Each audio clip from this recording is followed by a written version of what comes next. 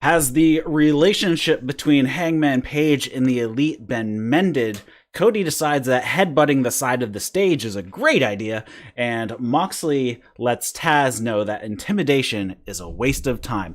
What's up, everybody? Thanks for tuning in to That's Wrestling. My name is Eric LaRoche. Thanks for joining us.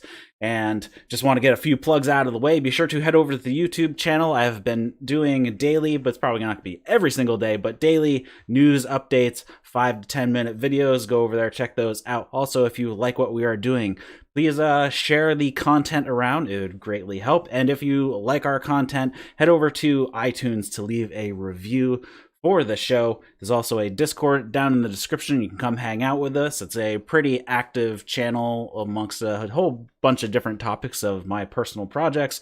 And if you are interested in being a co-host for New Japan stuff, send me an email, eric@thatswrestling.com. Also, same place. You can send mailbag questions, comments, feedback, whatever, to eric@thatswrestling.com. And tonight I have hosting with me, I have Dustin West. How's it going, man?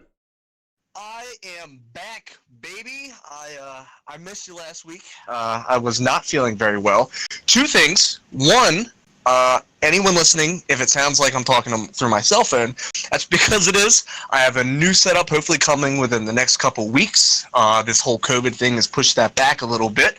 And my second and final thing, I'm not sure if you watch the news, Eric, but there is a lot going on. A lot of negativity. But last night, AEW did the best they could to give us 2 hours of programming to hopefully help us, cheer us up, and to keep us a little bit positive. It was a great show, and I am very eager to talk to you, man. I missed you last week. Yeah, missed you too. It was going solo again after, I don't know, what would we do, 3 or 4 weeks or so?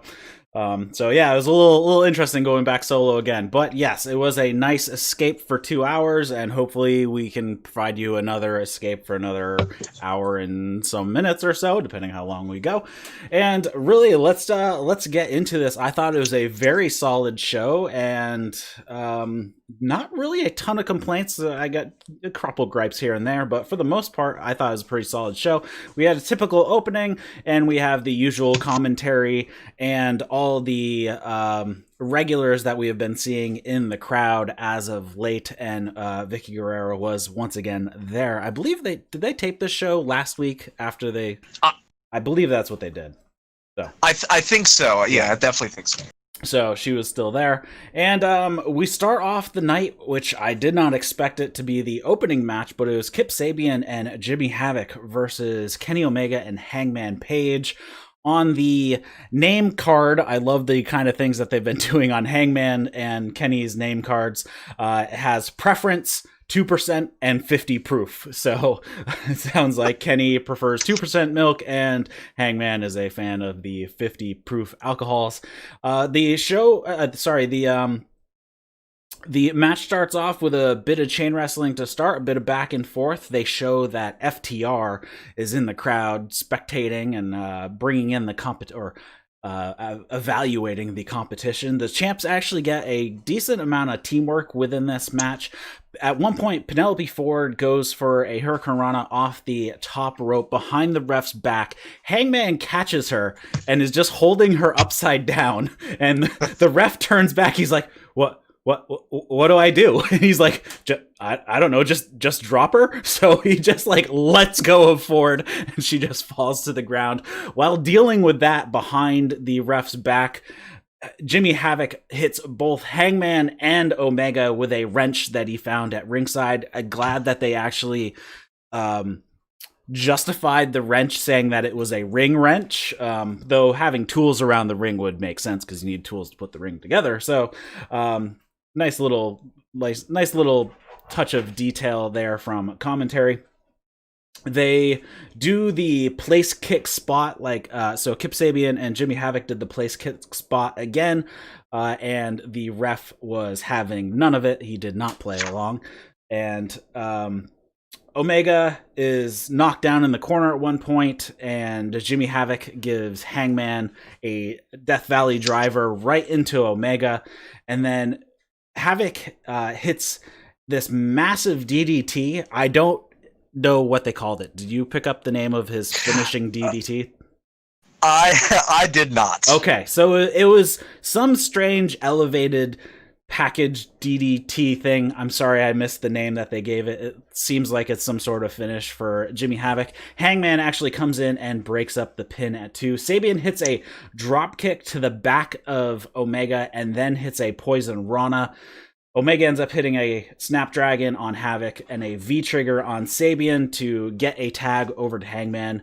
They hit some good double team moves and then hit what they are now calling the last call, which is the Buckshot V-trigger combo, and they pick up the win here. And one thing to mention is there was no signs of dissension between Omega and Hangman during this match. So that was kind of the biggest thing I took out of this. What did you think about this match? Yeah, I thought the match was really good. I also like you. I wasn't expecting it to open the show, but with AEW, again, you never know what's going to happen. The match was good. I took the same thing from it. It felt like Omega and Page, whatever animosity between them was gone. I guess it got settled at Double or Nothing, but they made really great tags. They had really great chemistry. The last call, I am a huge fan of. The match the team of Kip and Jimmy Havoc, I actually really like that addition into what is an already stacked division in the tag team. But did you? I could have. Did Jimmy Havoc charge at Hangman Page? It was a hacksaw, right? Yes, I actually wrote that down in here. Hangman hit a fall-away slam onto Sabian. Oh, I missed an entire paragraph here. At one point, Hangman hits a fall-away slam from Sabian after avoiding a Jimmy Havoc hacksaw. A literal hacksaw. A real hacksaw. I was in my kitchen and I heard, oh, he's charged with a hacksaw. I was like, a hacksaw? And I went back in to see what was going on. No, the match was great. Of course, last week I had so much I want to talk to. FTR is back. The tag match that opened the show really helped set up, because as we'll talk in throughout the show, they kept bringing up the tag division a few times. I really think the Omega Page Best Friends match is going to be really, really good, because when you have two face tag teams working against each other, magic happens, but the tag team division is just so stacked, and we were able to showcase a couple of them during this. I thought this was a great pace to set with the show. I thought it started great, and I mean, it was a tag team championship match. It also did feel like it was a defense. So I thought this was great.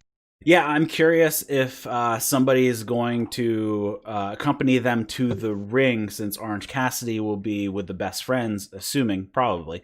Or if Orange Cassidy is booked in a different match, which I'm guessing is probably going to be Jericho, as they set up last week, and then later on in this show we have another appearance from Orange. So maybe they'll just, neither of them will have their ringside guests, I guess you will.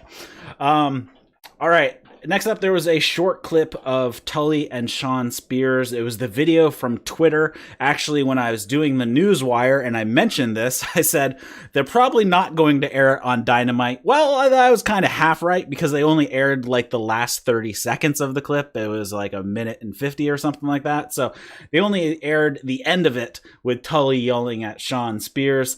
And basically the gist of the clip was that Tully was mad at Shawn because of the match he had with Dustin at Double or Nothing, that he is just becoming a joke, and he asks him, what does he really want? And he needs to get his head out of his rear end and really get serious about winning matches, and he should be going for title belts. That's what he should be doing.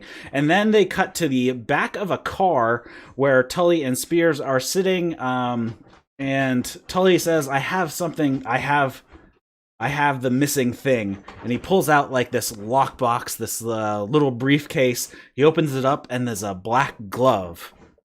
And the commentary played it off like I'm supposed to know what this is. Can you fill me in? Because I'm not sure. Eric, I had no fucking idea what was happening. I didn't know. I was like, is he giving him like these fingerless tactical gloves? Sean Spears, I've really loved as a heel. Also, I loved it because Sean Spears, I know he's technically a heel, but he has just this really different heel vibe. And the Tully Blanchard, what he was saying wasn't necessarily untrue. You know, I really thought that was really good talking. You know, you take it more serious. You're embarrassing. You need to be going for the championships. We need to see the chairman, Sean Spears. And yeah, they've gotten a little bit away from that. So I thought that was, I really do like this angle. But the glove, I have no idea. I think if there's anyone that can, I think Sean Spears is going to pull this off. Whatever is planned, I think it was about time Sean Spears just got just a little edge onto it. I'm just as lost as you are, but I know I can't wait to find out. Yeah, so since you're probably not watching the feed, for everybody who is watching the video, my dog is screwing with my green screen. So let's try to fix that. All right. So yeah, like I'm curious how this is going to go, and Tully, I think, even mentioned that Sean was harming his legacy, Tully's legacy, for doing what he was doing, and he doesn't want to have that. Spears ruining his legacy. All right, so next up we have Brian Cage versus a jobber that I missed his name. I think it was something Dean, but I'm not. It was Sean Dean. Sean Dean. Nothing to report. The match, he finished him off with the drill claw, basically destroyed him. Sean Dean got 0 offense in, so that was that. But the real story is, after the match, Taz continues ripping into Moxley, and he was upset that Moxley was smiling while he was on commentary last week, and that Cage is going to rip his head off and take her title as well. Moxley comes down to the ring. Right before he enters, Taz says, "You better think before getting into the ring. Be careful." So giving him a message that something might go. And Moxley's expression was so great. He just gives like an expression of like, "Yeah, whatever," and then gets into the ring. And he says that the reason he was smiling last week and why he's smiling now is because the war with Brian Cage makes him happy.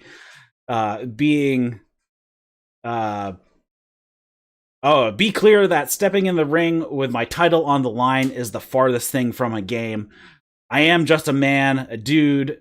I can be beat, but dude, it's going to take all night long. Moxley says that he's a different thing altogether, and don't waste my time and yours trying to intimidate me. And the next time you bring my name up on TV again, just remember who the hell you are talking about. And then he leaves, and pretty much leaves Taz and Brian Cage speechless, standing in the ring. Okay, I made a note about this because I really did want to talk about this last week. So I'm not necessarily going to play catch up, but I'm just going to go for just a little bit. So first off, I really love Taz with Brian Cage. I really love it. I love what AEW is doing because you don't really necessarily feel it's a manager and this is their client. You really feel like with Tully and Spears and Roberts and Archer, and now you got Taz and Brian Cage, you just have these veterans who maybe look at these guys and see like a young themselves, and so they want to do less of, "Hey, I'll manage you, kid," more of, I'm going to show you, I'm going to take you under my wing, I'm going to mentor you. And Brian Cage, I mean, look at the guy. He's everything I wish I could be as a physical specimen. He's just jacked. And when you got a guy like Brian Cage, you want someone who can put him over on the microphone. Because when I started my career in professional wrestling, I originally started out as being a manager. The manager's role is to be the mouthpiece. You let this guy do the walking, and you do all the talking. And Brian Cage definitely walks. I mean, he powerbombed Luchasaurus through a ladder like he was 20 pounds. Taz has this he's a certified badass. He's the human suplex machine. but Taz just has this Brooklyn tough, just a hard accent, and that with the physicality that Brian Cage brings, this is one of my favorite tandems right now. And when you bring in a guy like Brian Cage, you want the impact to be felt immediately. And AEW didn't waste any time. He's right to the front of the line. He's got the casino chip. Him and Jon Moxley are already doing some... they haven't even touched each other. They were mere feet apart, and I'm ready. Like, I am ready, which is... I was really looking forward to seeing maybe the Brody Lee go a little bit further with Jon Moxley, but here's AEW just putting something right in front of me. It's like, let's just see if they want it. I want it. I really cannot wait to see what these two do together. Jon Moxley is an absolute psychopath, and Brian Cage looks like he's gonna... This could be the physical just challenge that Jon Moxley has needed, which is saying something considering who Jon Moxley has already faced in the main event of AEW. So I cannot wait to see where this goes. Yeah, I thought this, again, was a solid promo from Taz. I think this one was better than last week. Taz seemed to stumble in a couple spots and had a weird phrasing of a couple sentences. This one, it was short and sweet and to the point. And again, Moxley came out short and sweet and to the point that, these guys can't intimidate me. Don't waste your time. And when it's time to fight, I'm going to bring it and keep my title. That was basically the gist of it. After this, so the match of Brian Cage and Jon Moxley is going to happen at Fyter Fest, and Fyter Fest has been given the dates of July 1st and 8th. So it seems like it's going to be a 2-night, 2-week-in-a-row event. So basically special destination shows for AEW, as these are happening on Wednesday night. And I think this is probably a good strategy to go, given that they're only going to be doing 4 pay-per-views a year, or at least that's how they're currently doing, and I hope they stay that way. If they find the midpoint between each pay-per-view and then have some sort of destination episode of Dynamite, I think that's probably the way to go. I mean, they kind of already have done that. They did the Bash at the Beach and then the Cruise 2 weeks in a row, and that was between Full Gear and Revolution. So if they do it again here between Double or Nothing and All Out, I'd say that's probably a good way to go. I believe that they said in the commercial that Mox and Cage is going to be on the 1st, but I'm not 100% if that is correct or not. Yeah, I didn't catch the date of the Mox and Cage match, but I like the whole idea of less is more. 4 pay-per-views, you get some special shows. I mean, that's just great marketing. It's given us exactly what we want, as much as we want, but without oversaturating the market. So I think it's great.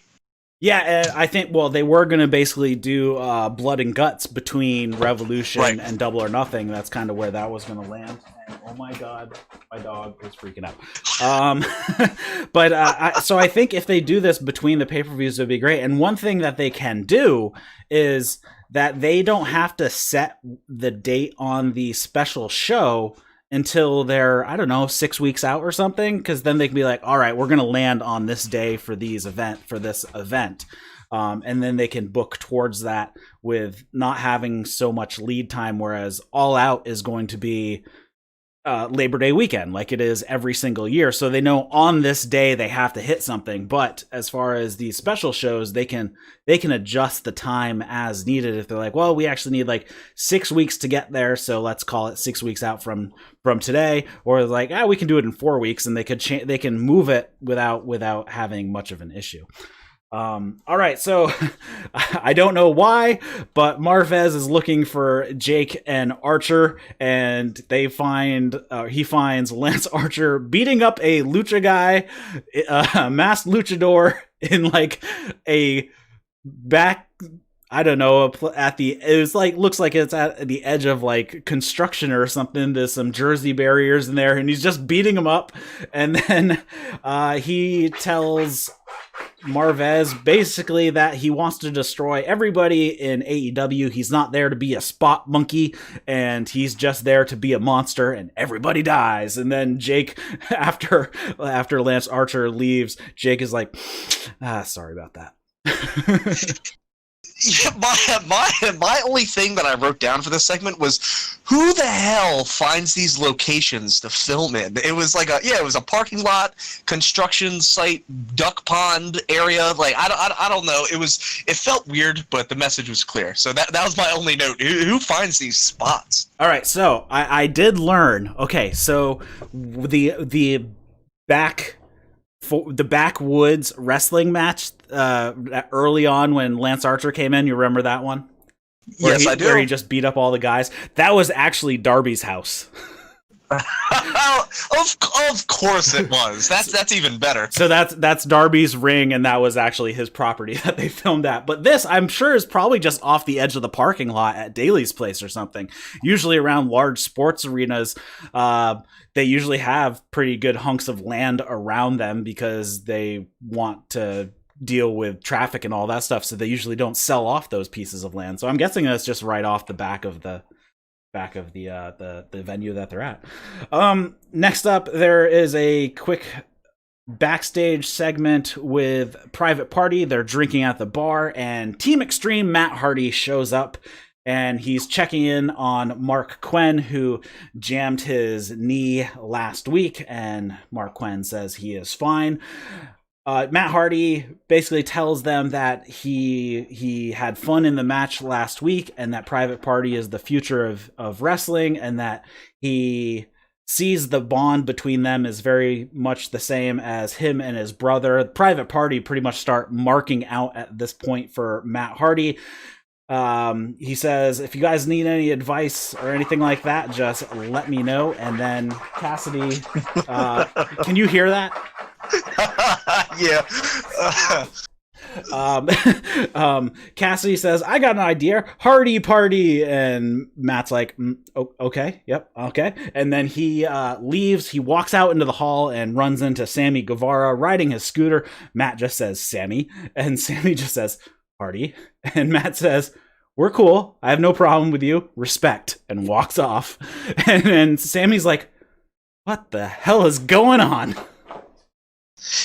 It was a fun segment. I wasn't really expecting where it was going to go. It was more of just Matt Hardy giving props to a new tag team that he really likes. So I think that's all the segment was, to maybe help give Private Party just a little bit of extra of an oomph. But then Sammy Guevara, it makes me kind of want to see a Sammy Guevara Matt Hardy kind of feud going. I mean, it was a fun little segment. There's nothing really anything else I can note about it. Yeah, I can't figure out if this was just played off to be a goof between Hardy and Sammy, or if it's going to set something up, or if it's... I'm sure we're going to have it eventually, but now is not the time that right. Sammy turns face, because I think there's still a lot that he can do as a heel, and he's just doing really, really good. And as far as with Private Party, I think Hardy could probably step in as a third in some trios matches, because there's so many trios in AEW, and I think they should, as Omega forecasted that at the Cruise next year they're supposed to have trios titles. That's what he said on the Cruise this year. But Tony Khan's like, no, we're not doing that. I think they should at this point, because they have so many trios that could easily... they could easily have a trios division. I wouldn't dislike it. They have a lot. I mean, Jurassic Express, and then and forgive my ignorance, but what Death Triangle, is that the one with Lucha Brothers and Pac? Yeah. Yeah. I mean, that's they. Yeah, I would like to see it. I'm kind of curious to see what is going to happen with Private Party and Hardy. I would like to see the triple titles. I don't know what this was supposed to accomplish. I don't know if it was filler or what, but I mean, it was fine. Yeah, and that will play into a little bit after this next match when they announce, or actually 2 matches when they announce what's going on next week. But we have a quick video segment from backstage last week when Mike Tyson was, after being separated from Jericho, he says he's going to come back and kick Jericho's ass. And then another has Jericho blaming Colt Cabana for holding him back. He was going to knock Tyson out if Colt Cabana wasn't the one holding him back. So that had set up Chris Jericho versus Colt Cabana tonight. And during Chris Jericho's entrance, Sammy Guevara is being Sammy Guevara and singing Jericho's song extremely poorly, out of tune, not the right words, not the words in the right spot, either lagging behind or way ahead.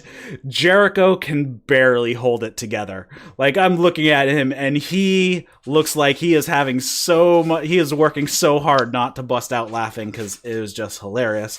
Colt Cabana actually takes control pretty early. He hits a acai moonsault onto Hager and Jericho out on the floor. And behind the ref's back, obviously, Hager cannot let that stand, that Le Champion is on the losing end of what's going on, and he runs Colt Cabana into the ring post, and then we go to commercial. A little bit to note here, usually on the fight feed, they don't cut to commercial in the middle of a match. Usually the match continues on. But since this was a taped show, I guess they decide, hey, we can just cut out the commercial everywhere. So it was commercial everywhere. So you guys didn't miss anything, even though they said when the commercial came back that Jericho was in control the whole time. It looked like they just picked up exactly where they had left off, maybe like 15 seconds later. They say that Jake was getting a few more shots in on the outside during commercial as well. But like I said, I'm pretty sure the match just picked up off where they ended. And Cabana blocks a bulldog and tosses Jericho into the corner and like crotches him on the second turnbuckle. Cabana gets a few shots in, hits the flying apple, his hip attack into the corner, and gets a 2 count out of that. Jericho lures Colt Cabana to try the Superman pin, and Jericho turns that into a Walls of Jericho. I thought that was a pretty unique or good thinking, innovative spot to counter the Superman pin and draw him in. Colt Cabana gets to the ropes to break up the submission attempt. Jericho thinks he's won, and he's yelling at Aubrey again that she's a shitty ref. And I love every interaction that Jericho and Aubrey have because it's just like the best. And Colt Cabana tries a bunch of roll-up pins for 2 count. Jericho ends up hitting a Judas effect out of nowhere and picks up the 3. I thought this was actually a really solid match. Jericho and Colt Cabana had never had a match before, and between the two of them, there's like 50 plus years of experience between the two of them, and they had never had a match before. I thought this worked out good. Colt got a little bit of his comedy in there, but not really. He took it pretty seriously for the most part, and Jericho did what he needed to do. They both got decent offense in, but Jericho just picks it up with the Judas effects out of nowhere, basically. Yeah, I did like the that Walls of Jericho counter. I thought that was great. Yeah, for the first time seeing these guys wrestle each other, I thought the match was good. I thought it was fun. I feel like they probably wanted to and probably could have gone a little bit longer, but in terms of pacing of the show, I thought the match was fine in length. Sammy Guevara singing, absolutely great. Chris Jericho tried to be serious. That lasted 2 seconds. He also looked like a proud dad. Like, my kid's butchering it, but he's singing his heart. Like, it was just a lot of fun. Where it was on the card, because before this, like, we just had Kip and Havoc, Omega and Page, and then we had a couple segments, and then we had Brian Cage, Dean, and Jobber. So we actually got like a first match since the opener. I thought it was fine. I thought it was fun. Here's my one note. It should be important to point out that Chris Jericho calling out Colt Cabana for holding him back is, one, brilliantly hilarious, because when they showed the replay of him holding him back, there are he was outside the ropes. Colt Cabana was outside the ropes, and Jericho was still in the ring with everybody holding him back. Yeah, literally half of the roster had his arms, his legs pinning him back, and then Colt was outside with maybe like half a palm on his chest, like, hey man, just calm down. So the fact that Jericho's yelling at him, I thought that's what made it even funnier. This match was fun. I liked it. All right, and then what happened after the match was Jericho grabs the mic and says, "First of all, you can all shut your ass and address Le Champion with respect. You just saw what happened to Colt Cabana. The same thing is going to happen to Mike Tyson, that piece of shit. Last Wednesday night, the most talked about event in sports history happened in this ring. Jericho versus Tyson is the fight everybody wants to see. I know I want it. I'm ready. I can taste the blood of Colt Cabana on my fist, and I want to taste the blood of Mike Tyson when I shove his head up his ass." They bleeped ass, but did not bleep shit. Which is kind of strange. They must have hit quota, because I think they probably can only say so many words so many times. Saying that he's not waiting for next week, not waiting for the next pay-per-view, next Christmas. I want him here right now. That's why I'm calling out the baddest man on the planet. I'm waiting for you, man. I want the baddest man on the planet out here right now. Are you scared? And then Orange Cassidy strolls his way out there. He gets into the ring. He rolls under the bottom rope like he always does. Walks up to Jericho, grabs Jericho's hands, and puts him in his own belt in lieu of pockets, because Jericho doesn't have any pockets in his pants. Orange Cassidy puts his hands in his own pockets. Jake Hager and Jericho try to attack. Orange Cassidy avoids both of their attacks, jumps out down outside of the ring against the barricade, and best friends lift him over the barricade, and he makes his way out with Trent and Chucky T. So this, I am sure Jericho and Orange Cassidy are going to be set up for a match at some point. I'm guessing it's going to be Fyter Fest, because we find out that it's actually going to be Best Friends and Orange Cassidy versus Santana Ortiz and Jake Hager next week. So that should be pretty interesting. Yeah, I'm going to be completely honest. The Chris Jericho Orange Cassidy match was a match that I never knew I wanted until I got a couple glimpses of it. I think when those two finally go in the ring together, I think it's going to be just hilarious. I think these two are going to bring the house down. Yeah, I mean, Orange Cassidy, I want to see Orange Cassidy with everybody, because I don't think I've seen a match that he is, or any matchup within AEW that hasn't worked with Orange Cassidy. Just how they're using him, I think they use him perfectly. He is obviously extremely smart on the way he lays out his matches. His match with Pac was great. His who did he have a one-on-one with during the tapings in Georgia? Oh shit! Jimmy Havoc? Did he have one with Jimmy Havoc? Or was it Kip Sabian? One of the two. I can't remember exactly. I could be totally wrong on that, but he did have one. But he's awesome, and I'm looking forward to seeing Jericho versus Orange Cassidy. I think it would be pretty sweet.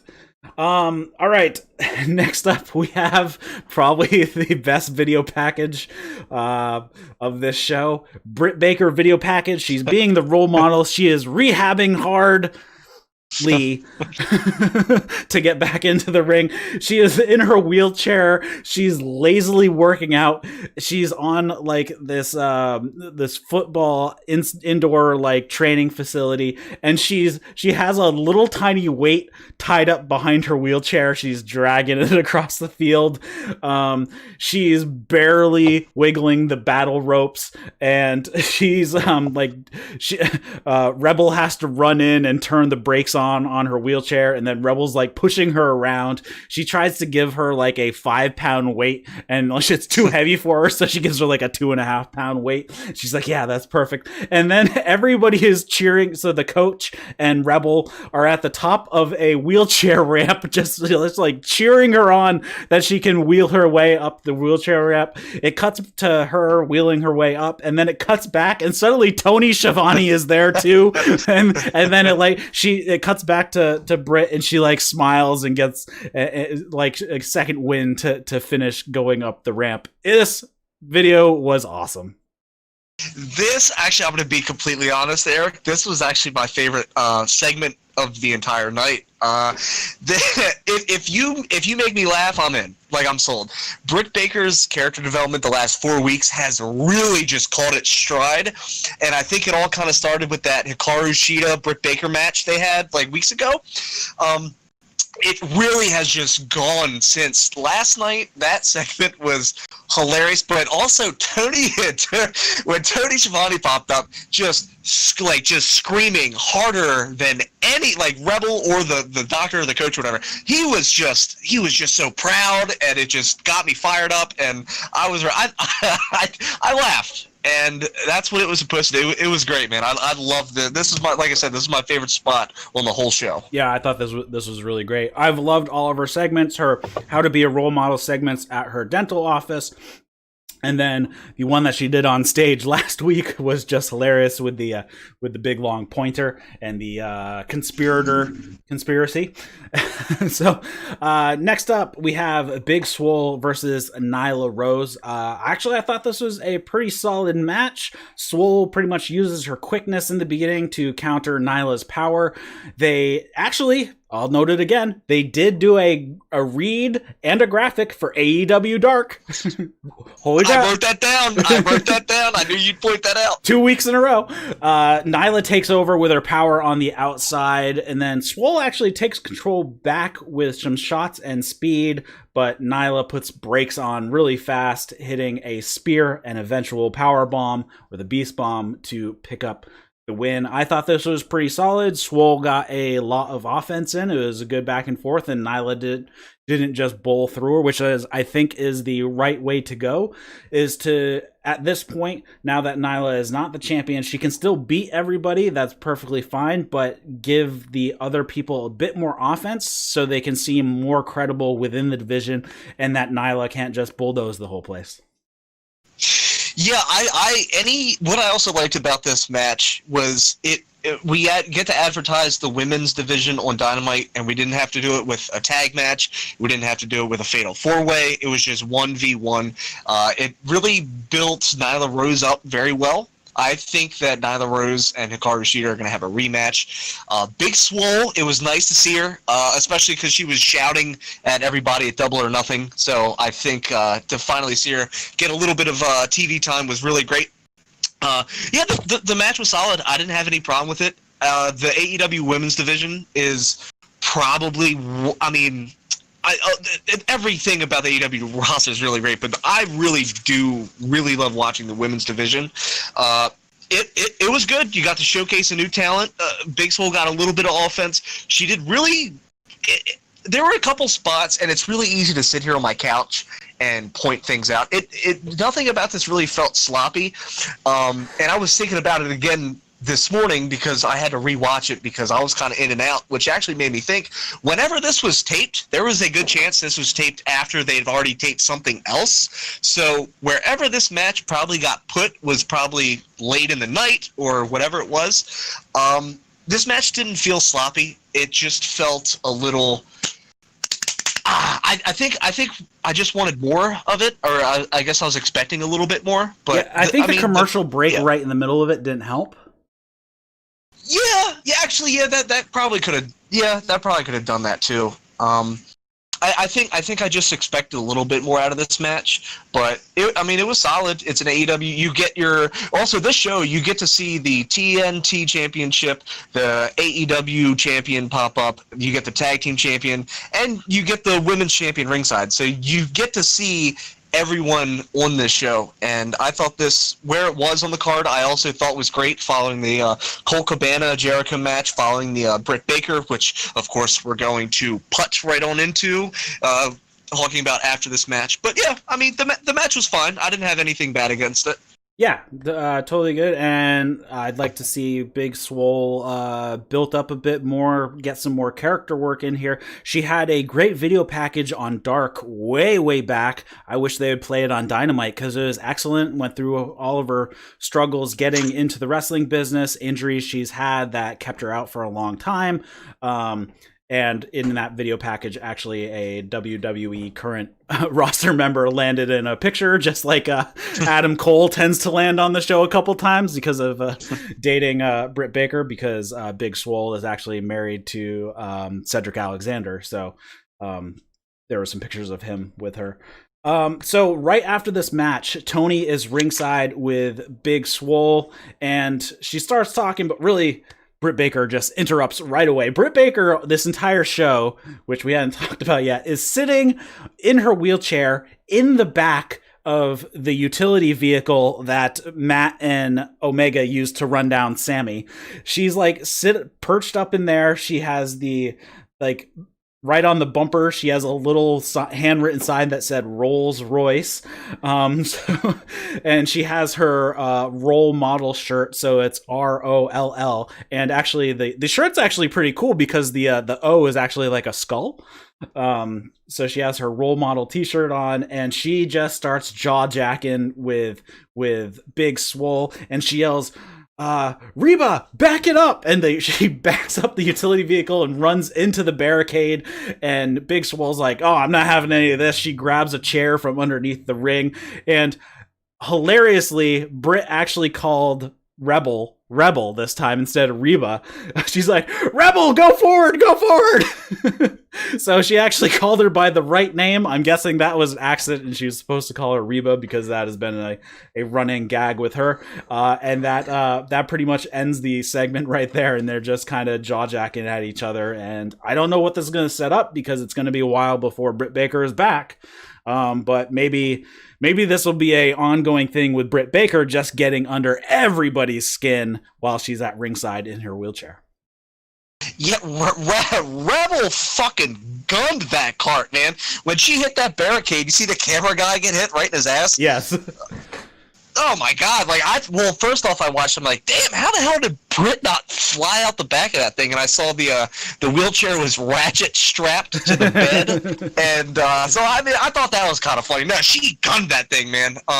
Yeah, I would very much expect to see Britt Baker just jaw-jacking the entire women's roster from the safety of a wheelchair in the back of a Polaris driven by Rebel. No, I thought that was great. Again, Britt Baker, I love where her character has been going, and it was funny. It made me laugh. Yeah, I just got a kick out of her actually calling her Rebel on accident. Yeah, accidentally getting it right.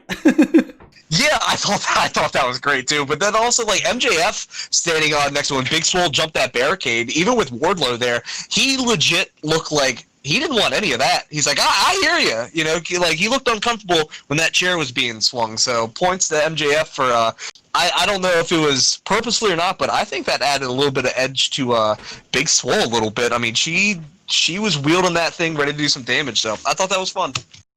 All right, next up we have some more Tony. He is doing a pre-tape earlier in the day with Darby Allin. He says that the doc won't clear Darby Allin to compete, given the injuries, which are storyline injuries that he got during the ladder match. He asks if he thinks the beating from Brian Cage during the ladder match was the result of the interactions he's had with Taz the few weeks prior. He basically blows off that question and just says that life's one big joke. However, Brian Cage, I'll get the last laugh. And that was the end of the segment. It was short and sweet, and it was Darby Allin. Yeah, again, it's a Darby Allin segment that's short, simple, to the point, and leaves you wanting to know where the hell it's going to go and what's going to happen next. So I thought it was great. Yep. Then we have some more Tony. He has a sit-down interview with FTR, and he asks what FTR means, and they say it means whatever it needs to be. It's a lifestyle. It can be Fear the Revolt or For the Revolution. And then they say that AEW has the best tag team in the world, that they're there. Says they want to face Private Party, Santana and Ortiz, and of course they want the tag titles. And Tony says, well, you didn't mention the Young Bucks. Isn't the Young Bucks like a dream match? And they say, Young Bucks isn't a dream match for us. We just want to punch them in the face and prove that we're better. We want and talking about why they didn't attack the Young Bucks and instead attacked Butcher and Blade last week was what we want the Young Bucks to be 100% so they have no excuses when we beat them, so it can prove that we are the best in the world, and we want apologies from everybody for not calling FTR the best.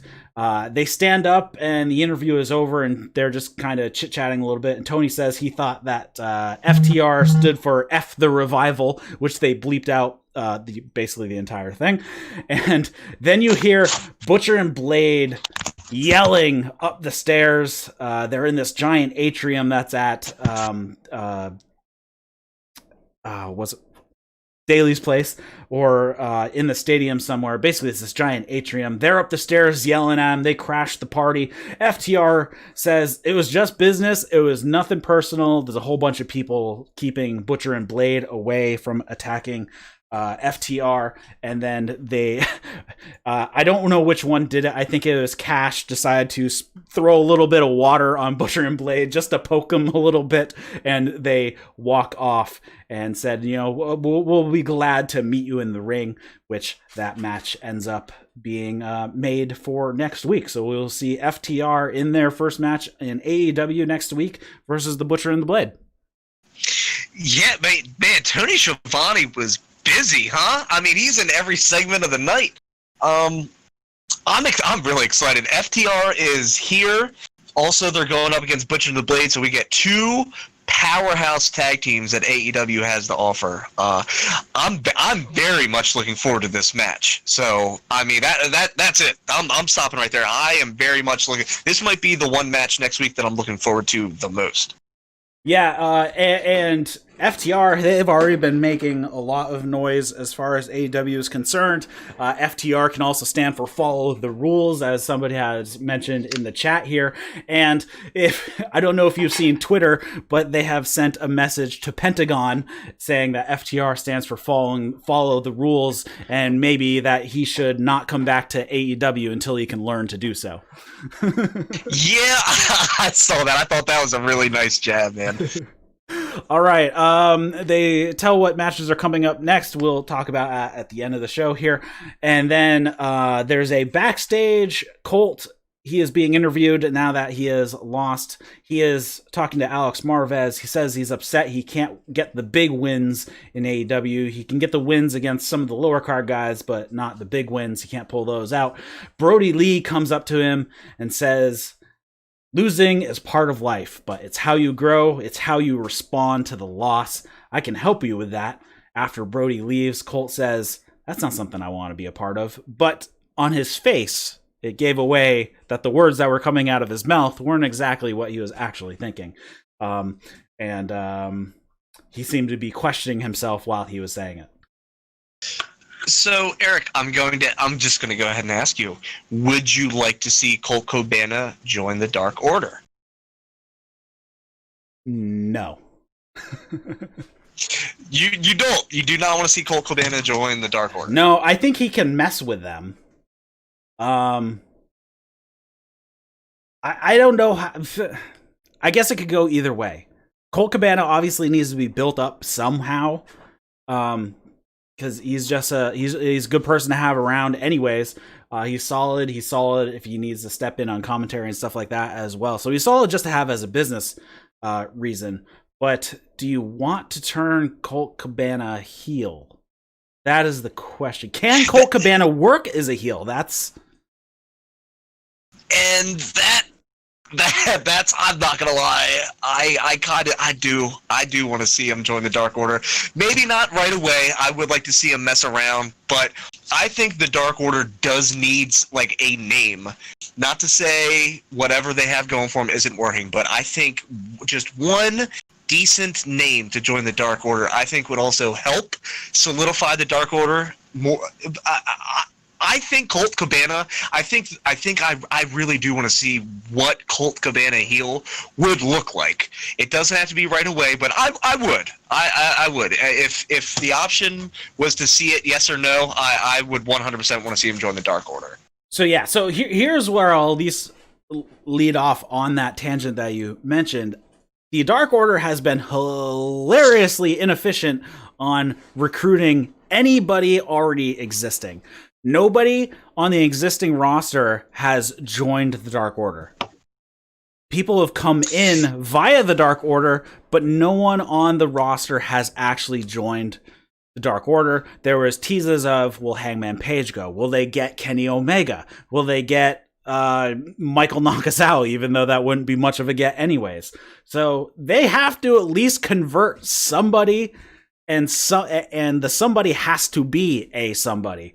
And not just somebody who has lost a ton of matches. Like, I don't count Alex Reynolds and John Silver being recruited to the Dark Order because they were already jobbers to begin with. You can't bring like a Brandon Cutler or Peter Avalon either. You need somebody who is a somebody.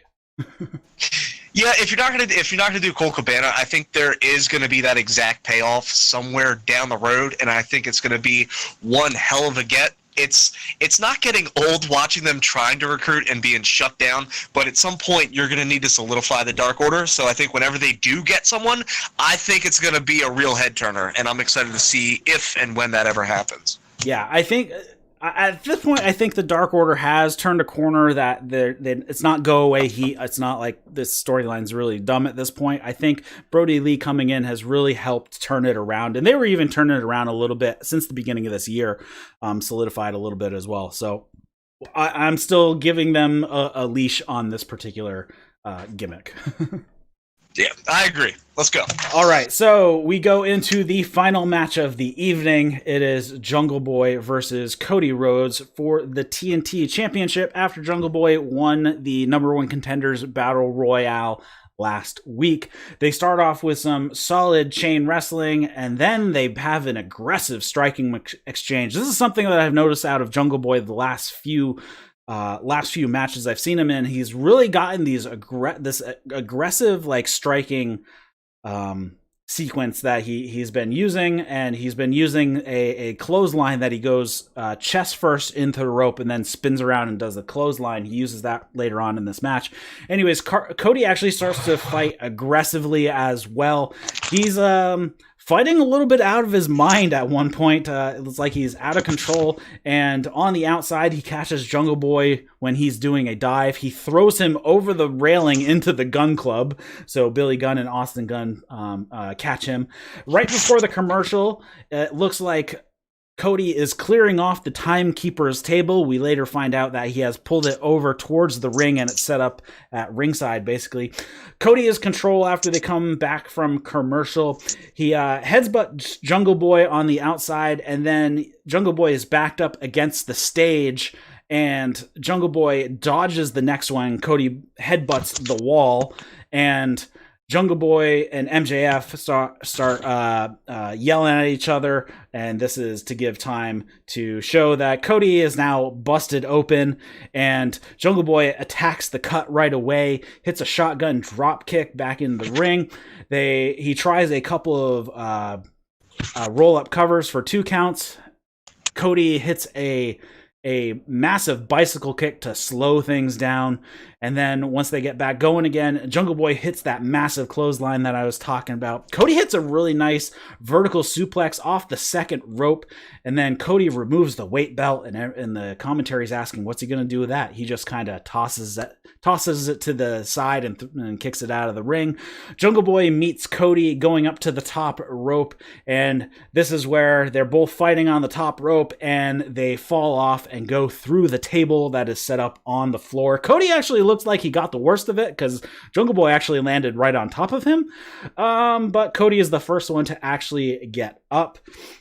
Back in the ring, Jungleboy tries an immediate roll-up right away, but Cody kicks out, and then Cody hits a massive crossroads, very similar to how Sammy Guevara takes the crossroads or the twist of fate as well. Looks like he spiked him right on his head, and he gets the pin. Right after the pin, I noticed that he basically collapsed his head or put his head right near Jungleboy's ear. I'm assuming he had some nice words to say to him, probably a nice little moment between themselves. The Nightmare Family and Jurassic Express come out. Everybody is friendly. Cody helps Jungleboy up. They hug, Fireworks go off. I'm not sure why.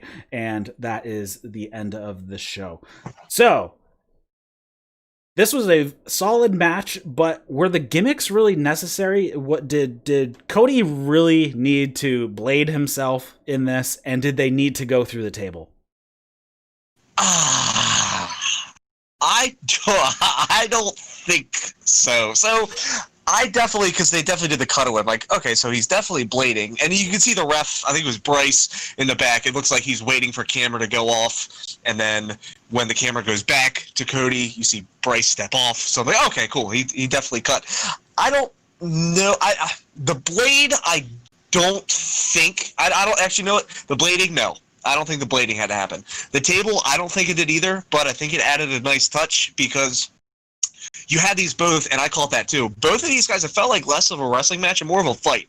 You saw this aggressive side from Cody. You saw this aggressive side from Jungleboy. It just felt like both of these guys kind of wanted it, but at the same time, I think the blood. I don't think this is the right time for it.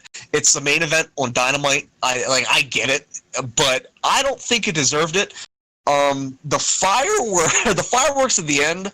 I felt that too because there was pyro throughout this whole show, but I like the idea of no one's in the arena, no one's in the crowds. It's just workers and maybe a couple of production staff. No attendance. AEW, they're not getting any extra revenue from the fans coming in, nothing. And then they're like, "Hey Tony, are we still going to do pyro?" And in my brain, I pictured Tony Khan going, "Fuck yeah, we're still doing pyro," because it's just funny to me. There's no one there, but it's still popped up. So this is the main event of the evening, the TNT Championship. The match was really good. I really liked the pacing of it, and when I say pacing, I mean how Jungleboy kept doing those really quick, really well synchronized covers. Because when you're Jungleboy versus Cody, that's kind of how I would have pictured if Jungleboy was going to get the win. It would have been that way. I don't picture him, especially after Cody's promo last week. I will outwork. I will out everything you. I thought this match was really great. We started AEW Dynamite with a tag team championship defense, and we ended AEW Dynamite with the first TNT defense on Dynamite in the main event of the show. I thought the match was fun. The pacing was fine. The blood, I didn't get. The table was fine. It was better than the blood. Both guys, both families, both friends, whatever, they came out. Jurassic Express, Nightmare. That match was, I want to say that was the biggest match of Jungle Boy's career, and I guess in a main sense it was, but I think his best match that he's had in AEW was easily him and MJF at Double or Nothing. But yeah, and that's where I'm drawing the contrast is we know Jungle Boy can have a pure wrestling match without the gimmicks or anything and have a very good match. We know Cody can do the same, so I feel like the blood and the table spot were unnecessary given the caliber of these two being able to have a pure wrestling match. The table spot I could easily forgive, but I think the blood was completely unnecessary given that, this is a 1 week build. It was just Jungle Boy got the shot because he won the number one contenders battle royale. They have not been in a feud together. The match was a big match, but it was not like huge level. I mean, MJF and Jungle Boy had a better and bigger build than this match did. It just seemed over the top for the level of match that this actually was, even though it was a very good match. Yeah, it's kind of actually that's perfect. They built the Jungle Boy MJF feud it was just done so well. And then this one, it was a week, and you're like, okay, cool, we get to see Cody Rhodes versus Jungle Boy. So I think maybe the thought process isn't they're trying to break away from we get Cody Rhodes versus Jungle Boy, Cody's gonna win. Like I'd imagine maybe they were still on the fence, and Cody's like, do I want to blade? Do I want to cut? And then just in the moment, just go, fuck it, I'm going to do it. But it's like they tried to build it up too much in such a short time rather than let the story develop.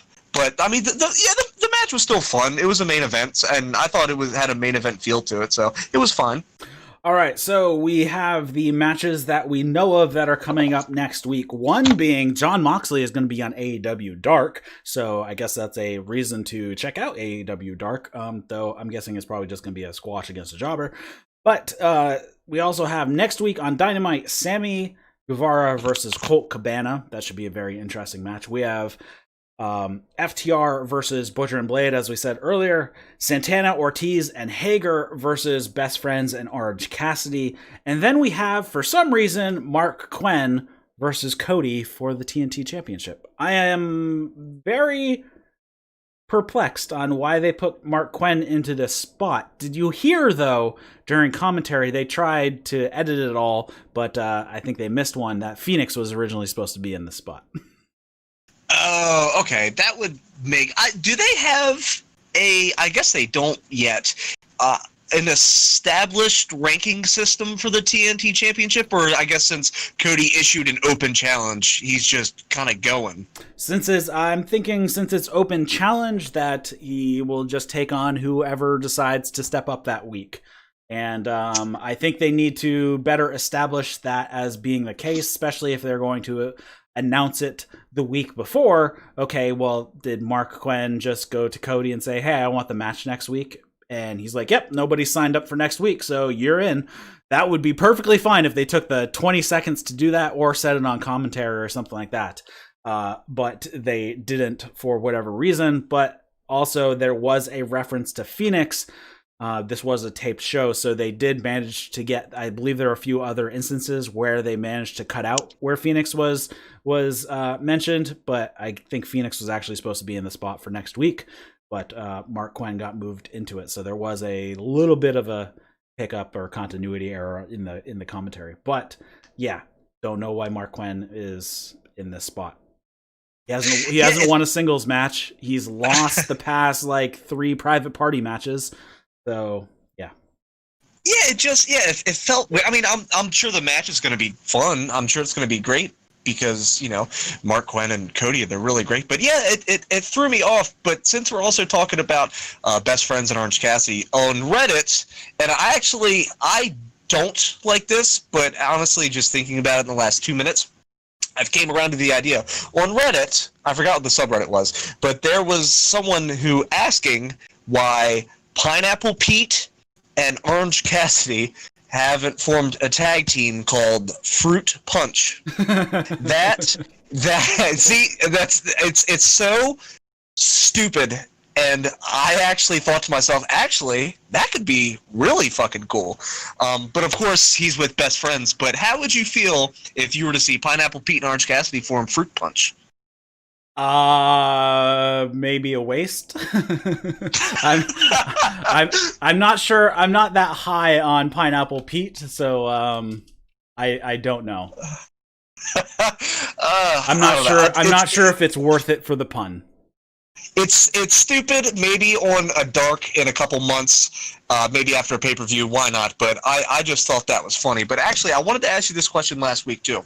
Who is someone on the AEW roster who is maybe on the undercard or just like the low tier who you would like to see more on television?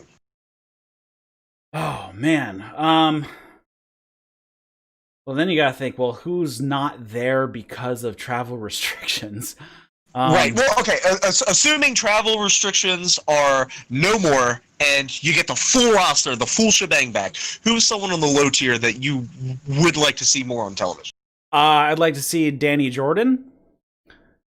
She's been on Dark a few times, but I think she's really good and could add a lot if they brought her on full time. I don't know if she's signed full time. We've seen her a decent amount on Dark.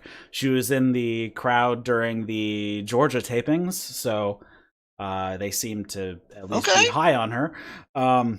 She has her Mean Girl gimmick, which is pretty funny. And let's see, as far as the guys go, I am not sure who else is out there that needs that much on the main. We seem to have a storyline building with QT Marshall and Allin. So I'm guessing that's probably going to get moved to Dynamite at some point. There's been little pieces of it on Dynamite. I think there was another little piece on it this week too, where he was in the crowd with Allie flirting with him. I'm not sure if that's going to stay a dark storyline or not. But I mean, QT Marshall is an extremely good wrestler, so I think people are sleeping on him a bit. Yeah, that's actually your choice. So my choice was, it's not necessarily like a low tier, but it's just someone that I really do want to see more of. Uh-oh. Did you disappear? Oh no. Did you mute yourself? You might have muted yourself. All right. Well, we'll continue on here, and I'll wait for Dustin to reconnect here. And so there was a question from the chat, and we'll get back to it once he reconnects. And there was a question. We've had 2 AEW champions so far. I feel like Jon Moxley has been a less impactful champion than Chris Jericho. What do I think about the Jon Moxley reign? So as far as Impact goes, I think we might be in a victim of circumstances type of deal right now. With the pandemic going on, there's been a lot of shifting, and I think how it was going to go versus how it did go are two different things, and it just played out the way it's playing out now. I am not down on John's reign so far. I think it's been good. His promos have been excellent, even during all the taped shows when he is sending in promos from Las Vegas. Those were great. I think as the world maybe starts to open up a bit and we can kind of get back into some normalcy, I think Jon Moxley's reign will continue to be pretty strong. Now that he has some bigger contenders coming up, we're going to have Brian Cage coming up here at Fyter Fest in a couple weeks, and then who are they going to have at the, he's probably going to have one more defense somewhere late July, early August, and then another one at All Out. I'm not sure who they're going to set up for that just yet. I'm guessing it might even be an Omega attempt at All Out. But again, everything's kind of in flux, and I think just how the world is going, that is probably one of the reasons why Jon Moxley's title reign doesn't feel nearly as impactful as Chris Jericho's does. He's just kind of a victim of circumstance at this point. But I have not been down on the reign at all. And Dustin, I think you're back. Yes, I am. I don't know if you heard anything that I said, but you were just about to say the name of the person who you thought was the person who needs to be on Dynamite more. Are you fucking kidding me? That's exactly where you lost me at? Right, like literally the word before you were going to say the name. Oh my god, I talked for 2 minutes and I didn't know you couldn't hear. You know what? Okay, I lost it now. Just Peter Avalon. I wish I could see him more. I think he's great. I think he's funny. I think after watching the BTE with the Vanguard 1 funeral, well, you know what? I'm not. The mood's killed. I had a whole thing. I went for it. It had raw emotion and power, and you didn't hear any of it. But Peter Avalon is who I would want to see more. He's great, and but I love the feud between him and Brandon Cutler over who sucks more. I love that feud. Every week on Being the Elite, when one of them calls the other, they just pick up the phone and the other guy's like, "You suck!" And then it's great. It's that kind of shit right there that it just makes me laugh. Also, knowing that Brandon Cutler has such a long history with the Bucks, and he's just a great friend, and he hasn't won a single match. I think it's just hilarious. But him and Peter Avalon going back and forth has been something I've really much been looking forward to, and I'd like to see it spill over onto television. But Peter Avalon, I'm really high on. Yeah, and because last week in the Battle Royale, they eliminated each other at the same time. And now yep. and then they had a tag match on Dark against Dustin and QT Marshall. They lost, of course. And then I think at some point they have to have a one-on-one match on Dynamite, and it has to go to either a no contest or a double countout. I think that'd be great, but then also on the other foot, if you were to see one of them win, would the person who won be upset?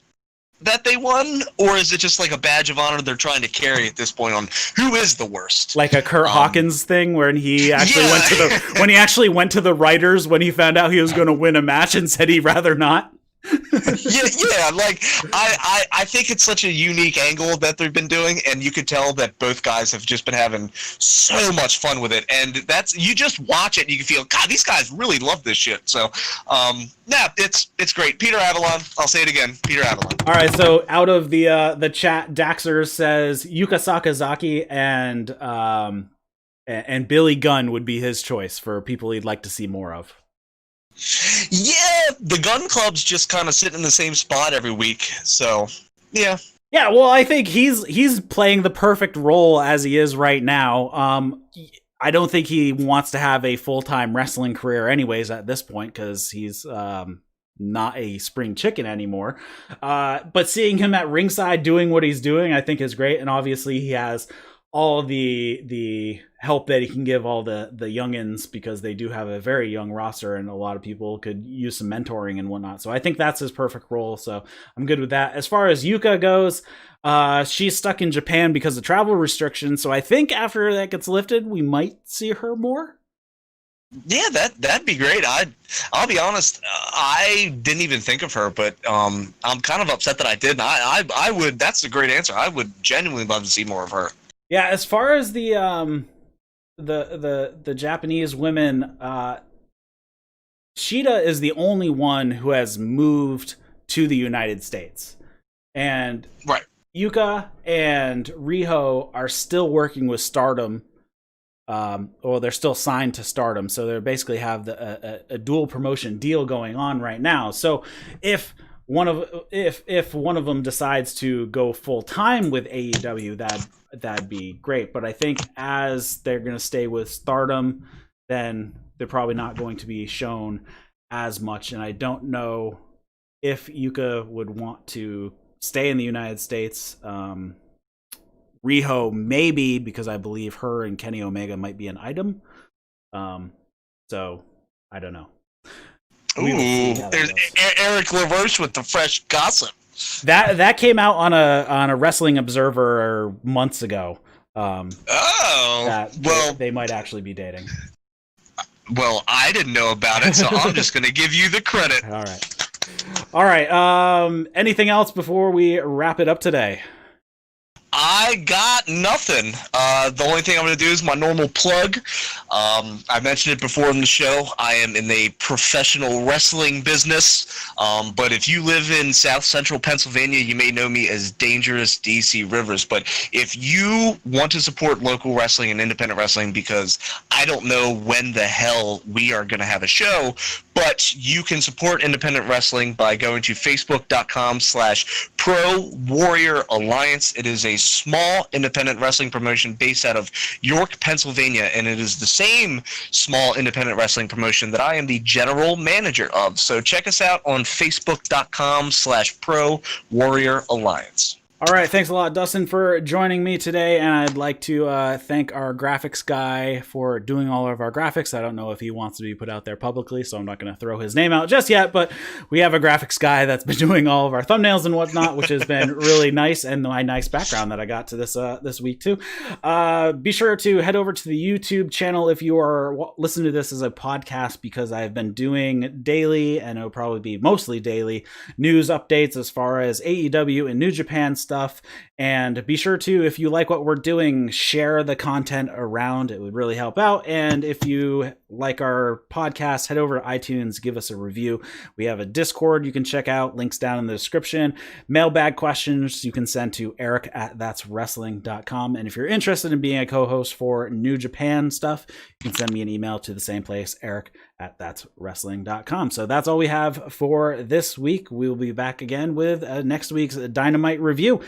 And until probably tomorrow's Newswire episode, we'll see you later.